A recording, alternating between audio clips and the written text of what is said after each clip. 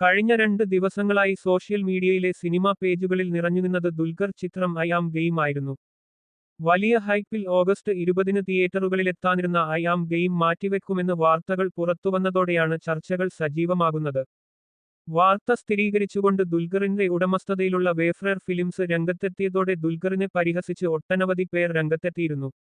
നിവിൻ പോളിയുടെ ബെത്ലഹേം കുടുംബ യൂണിറ്റിനൊപ്പവും പൃഥ്വിരാജിന്റെ ഖലീഫയ്ക്കൊപ്പവും ക്ലാഷ് വെക്കാൻ ഭയന്നതിനാലാണ് അവസാന നിമിഷം ചിത്രത്തിന്റെ റിലീസ് മാറ്റിയതെന്നാണ് പലരും ട്രോളുന്നത്.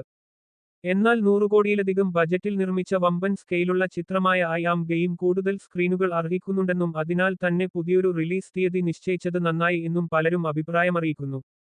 ഓഗസ്റ്റ് 20-ൽ നിന്നും റിലീസ് മാറ്റിയ ചിത്രം സെപ്റ്റംബർ 3-നാണ് തിയേറ്ററുകളിലെത്തുക. ഇപ്പോഴിതാ പുതിയ റിലീസ് ഡേറ്റിലെ കൗതുകകരമായ കാര്യമാണ് സോഷ്യൽ മീഡിയയിൽ ചർച്ചയാകുന്നത്. രഞ്ജിത്ത് സംവിധാനം ചെയ്ത് പ്രകാശ് വർമ്മ പ്രധാനവേഷത്തിലെത്തുന്ന ലോ ആൻഡ് ഓർഡറിനൊപ്പമായിരിക്കും ഐ ആം ഗെയിം റിലീസ് ചെയ്യുക. സെപ്റ്റംബർ 4-നാണ് ലോ ആൻഡ് ഓർഡർ തിയേറ്ററുകളിലെത്തുക. രസകരമായ കാര്യമെന്തെന്നാൽ ചിത്രത്തിൽ കാമിയോ റോളിൽ മമ്മൂട്ടിയും വേഷമിടുന്നുണ്ട് എന്നതാണ്. കരിക്കാമുറി ഷൺമുഖൻ എന്ന താരത്തിന്റെ ഐക്കോണിക് കഥാപാത്രങ്ങളിലൊന്നിന്റെ റിക്രിയേഷനായിരിക്കും ചിത്രത്തിൽ നടക്കുക എന്ന് നേരത്തെ റിപ്പോർട്ടുകൾ വന്നിരുന്നു.